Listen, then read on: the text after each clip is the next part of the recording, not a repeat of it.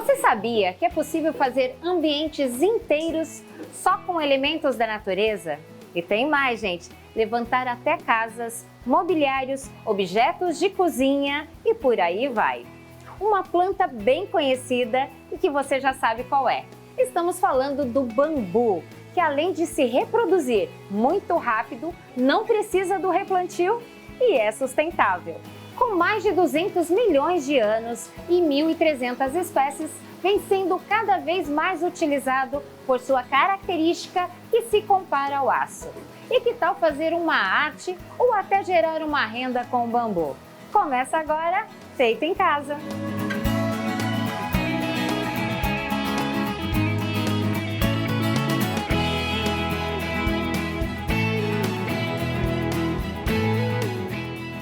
Hoje o Feito em Casa está aqui na casa do Rogério Fuziger, ele que cresceu vendo os homens da família a fazerem arte com madeira e começou a fazer a sua própria arte com os restos de matéria-prima.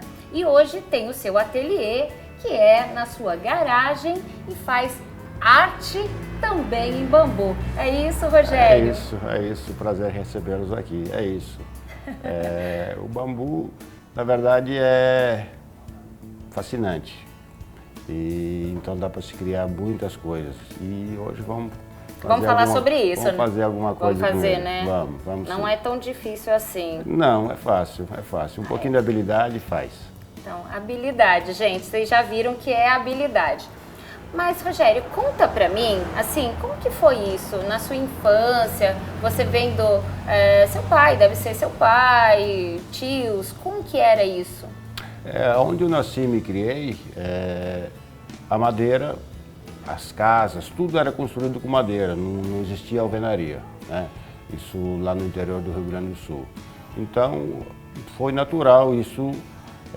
Pegar um serrote, pegar um martelo do pai, então isso foi acontecendo naturalmente. E o tempo foi passando e eu com outras atividades sempre fui fazendo isso, e ainda hoje, na verdade, isso não é uma fonte de renda, não é um negócio profissional, nas horas de folga, uma encomenda. Então basicamente trabalho com encomenda. A pessoa quer uma peça, encomenda, e eu vou e executo, faço ela. O seu pai fazia arte. A arte está na família, você é um artista. Você que diz, eu não me considero de verdade um artista. Meu pai, aliás, todos da família com muita habilidade manual. Meu pai, a época do casamento dele, antes mesmo dele se casar, ele fazia alianças. Inclusive as alianças do casamento do meu pai e da minha mãe foi ele que fez. Olha que interessante.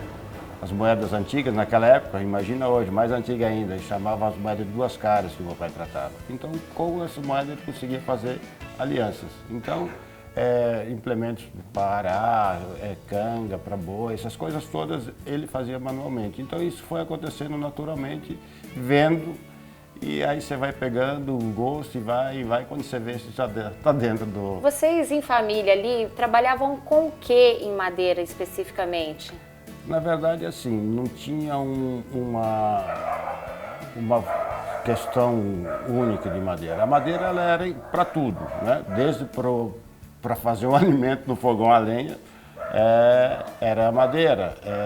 Um implemento para arar de boi, uma cangaia para um cavalo. Então isso tudo era madeira, tudo era madeira.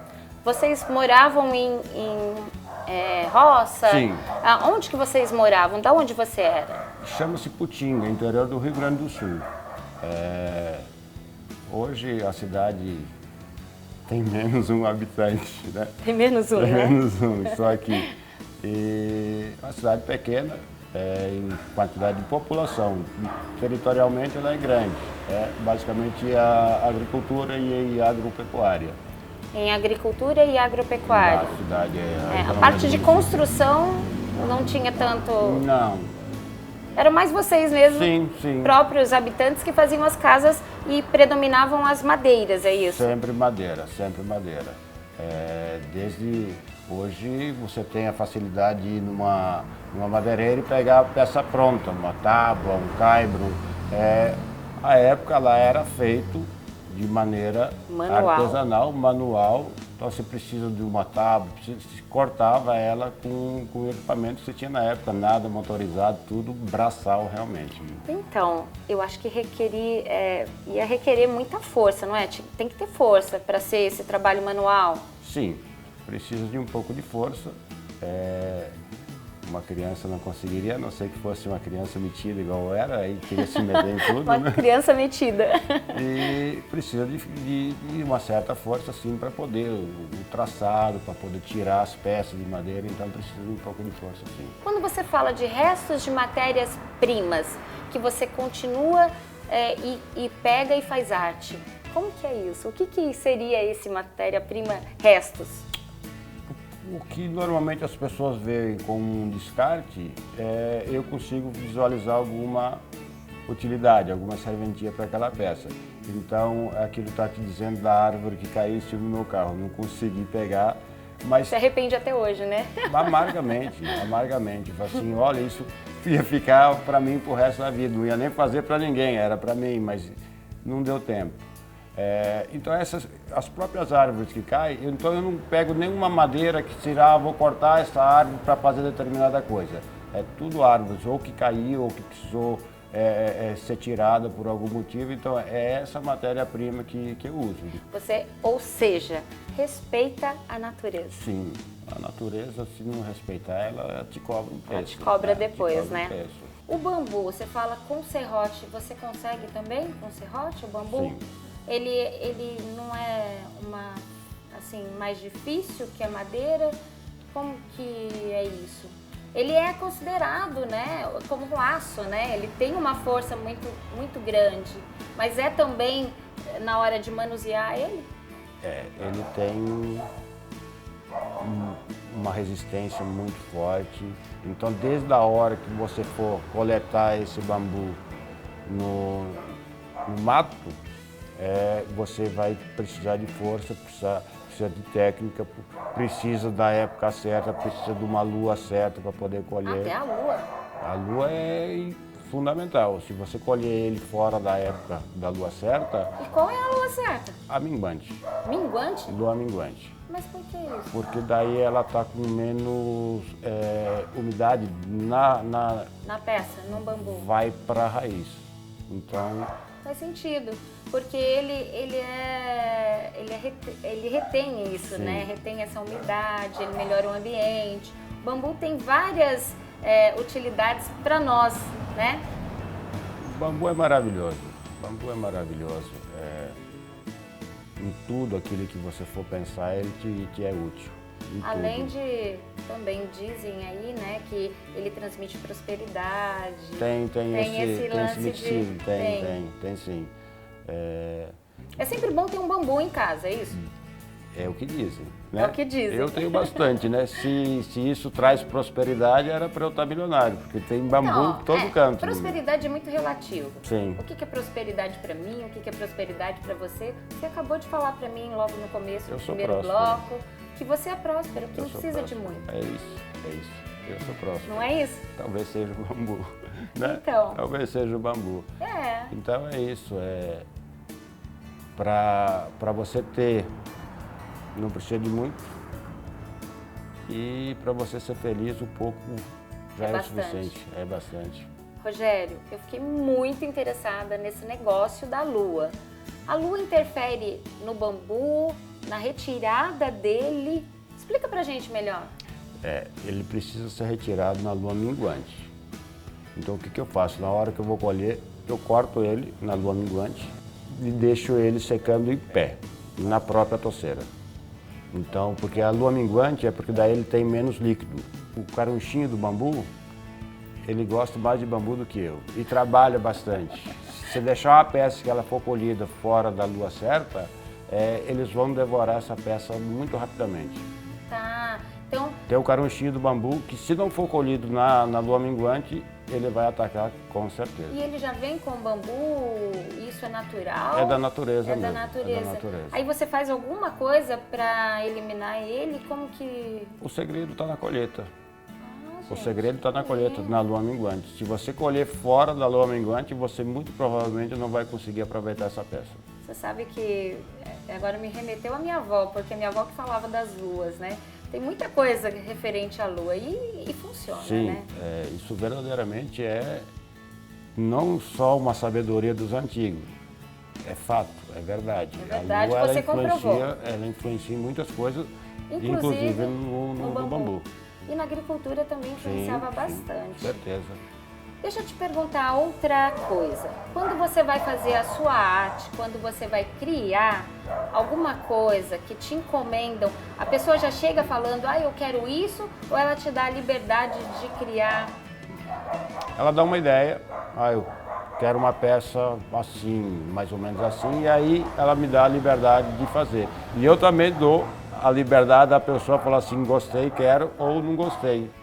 Bom, vimos em todas as épocas artistas produzindo arte em vários materiais. E no próximo bloco a gente vai ver o Rogério com mais assuntos sobre madeira e o bambu. É isso, Rogério? É isso. Não saia daí, a gente volta já.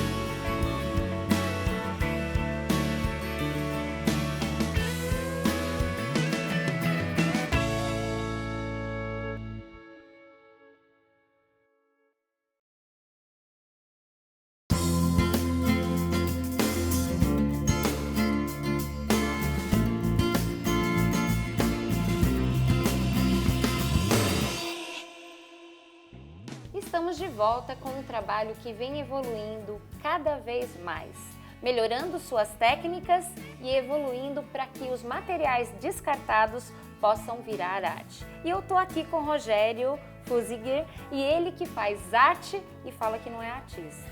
Isso pode? Não pode, Rogério. Você lembra qual foi o seu primeiro trabalho? Qual foi aquele que você fez para a primeira pessoa? De verdade, sinceramente, não. Qual foi primeira peça que eu tenha feito e vendido? Não me recordo. Vergonha, mas é verdade. Não, mas faz parte. Mas você tem algum que te marca? Poxa, esse eu tenho orgulho de ter feito. Essa foi a melhor arte que eu já fiz, que me representa. Todas as peças que eu faço, ela tem, querendo ou não, a minha representação. Uma peça específica, essa é a que eu mais gostei, essa que também não teria uma predileta, não teria uma preferida. Porque cada uma tem um significado, cada uma tem uma entrega, então não tem essa é a minha queridinha, preferida minha, não tem. Não existe. Não Quando existe. você faz com a sua alma, se dedica naquela peça. A hora que você está trabalhando, ocupa a mão e limpa a mente, essa que é a verdade. Você está ocupando as mãos, fazendo alguma coisa e a sua mente vai estar, então é uma maneira também de você... Terapia. Terapia. Rogério, a gente estava falando da matéria-prima, que você pega os descartes e não, na verdade, você não adquire essas peças, você acha na rua, como que é isso? Na verdade, tem peças que a natureza oferece gratuitamente e tem peças tem amigos, né, que fazem esse tipo de trabalho de retirada de árvores, e aí eu adquiro com preço de amigo, né, com eles. Então tem peças que são compradas e tem peças que a própria natureza oferece gratuitamente. Hoje você disse que não faz isso como a sua primeira renda. Você faz isso como um lazer, uma arte e até por encomenda. Mas, por exemplo, hoje você não se empenha tanto na sua arte como negócio. Mas você acha que se você se empenhasse, ele poderia ser um negócio? E qualquer pessoa conseguiria fazer disso um negócio? Sim, com certeza. Se tiver um empenho nisso, focar para fazer somente isso, com certeza você pode transformar um hobby numa renda, da principal renda. Então, se focar realmente nisso, consegue se manter somente com isso. Eu não consigo, em função de outras atividades que daí me ocupam ainda. Mas é um sonho transformar isso em renda, porque daí você concilia as duas coisas, né? Quando você faz um preço, por ser mais criativo, você tem a facilidade de dar o preço para cada peça? Como que você cria isso? O preço ele vai variar de quantidade de horas trabalhadas, de complexidade de confeccionar essa peça. Então tudo isso vai influenciar para ter um valor da peça como um valor. Com certeza. Rogério, e o desafio já está dado, né? Agora a gente vai ter que colocar a mão no bambu. O que a gente vai fazer? É muito difícil? Não, não é difícil. É uma peça que o resultado dela, a pessoa olha assim e fala assim, isso deve ser muito difícil, mas vocês vão ver que não é difícil não. É simples até, é simples de fazer. Bom, o medo e será que eu tenho a habilidade que ele falou que precisa ter? Mas vocês vão ver daqui a pouquinho. Mas antes, anota o material que a gente vai precisar usar. Bambu gigante em pedaços, serrote, martelo, lixadeira, sisal, verniz, cola de madeira. O que a gente vai fazer agora, Rogério? Agora eu vou fazer os cortes para depois lixar elas. Então, primeiro o corte aqui. Então vai tirar exatamente para fazer as hastes. São aquelas... As hastes da luminária. Tem uma ferramenta que faz isso, mas se a pessoa não tiver, o serrote serve. A ideia aqui é exatamente mostrar, ele está fazendo em cima do banquinho aqui com uma questão de filmagem, mas geralmente você faz na sua bancada. Isso. Sim, e tem uma estratégia maior e melhor. Você vê que também não precisa de uma bancada. Uma banqueta aqui já é o suficiente. Em qualquer lugar, Lógico que não seria, te dá a mesma firmeza, né? Mas é isso. Já aconteceu de você machucar o dedo, alguma coisa assim? Isso é normal. Isso acontece mesmo. Um machucadinho. Todo trabalho manual, ele tem um risco, né? De algum... Então tem que ter bastante cuidado para evitar de se machucar, né? Numa peça dessa, em média, você leva quanto tempo para fazer? De umas 2 a 3 horas, porque depois do processo do corte vai o processo de lixamento e a colagem, né? Umas 3 horas. Agora eu entendo o preço agregado na arte e na peça. Na verdade as pessoas, por não ter conhecimento, do trabalho que dá, né? Às vezes ela fala assim, mas isso é bambu, é um resto, mas tem todo um trabalho para executar a peça, né? É isso aí. Bora fazer a peça. Bora.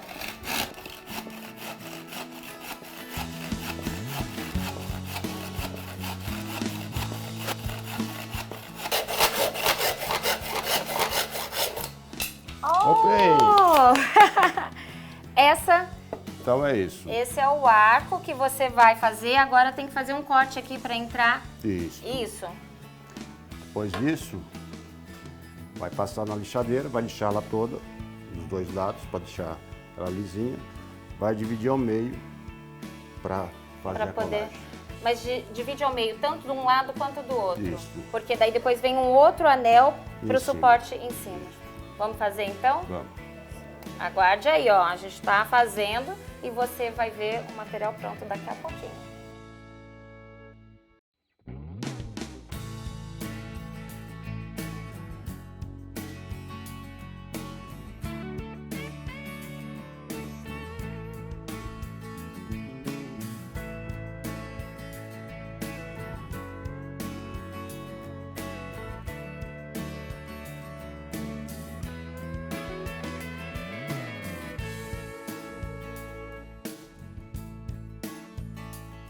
Bom, Rogério, então essas são os anéis, né, que a gente cortou, já lixou. Tem a base aqui que já foi preparada pro luminária, né? Que a gente vai fazer para luminária. E agora? Agora vai dividir elas ao meio, todas, para fazer a colagem. Eu vou dividir uma aqui. Tá. E depois vai sobrar uma pra gente deixar Fazer a pra parte em fazer a cima. base. Isso. Bora fazer. Gente, é só com o martelo e com... O que é isso? Seu formão. Você pode usar uma faca, pode usar qualquer ferramenta, na verdade, só para você dividir. Aí você divide ao meio, né?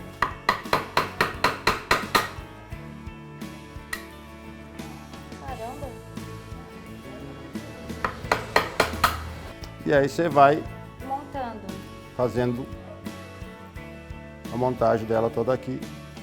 E vai um por um. Um por um, colando. Aí depois vem a peça em cima para fazer o acabamento. Vamos lá. Bom, agora a gente vai colar aqui as peças e daqui a pouco a gente vai mostrar ela pronta para vocês. Essa cola é cola É uma espécie de bonder, mas ela é... para madeira. Ela é uma cola mais viscosa, ela é tipo um gel. Já colou. Já colou? Uhum. Gente! Então você vai Aí fazendo... você cola as retas para você ter menção Isso. Você vai fazer o dimensionamento das peças. dos meios para você ir pondo ao lateral. Para você ir colocando ela toda ao redor, para depois vir a outra lá em cima. Caramba! É isso. É isso. Bom, gente, essa foi a peça que a gente finalizou. Vocês estão vendo aqui que tem um detalhe do sisal, né? A gente faz isso como acabamento, não é isso, Rogério? Isso, exato. E depois dessa peça feita, a gente quis mostrar isso pra vocês, porque assim, ó, você tá vendo que ela tá crua. Aí depois ela vem como uma luminária, realmente, já tá com a luzinha aqui e tá pronta, essa tá pronta.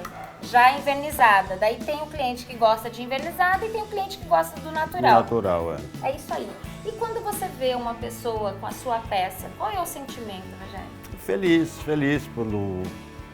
pela aquisição, né? Pela valorização do trabalho, né? Fico feliz realmente, bastante feliz. É um filho, né? É um bebezinho. É um bebezinho que vai povoar outras casas. Um bebezinho que vai ser adotado por alguém, é isso. É isso.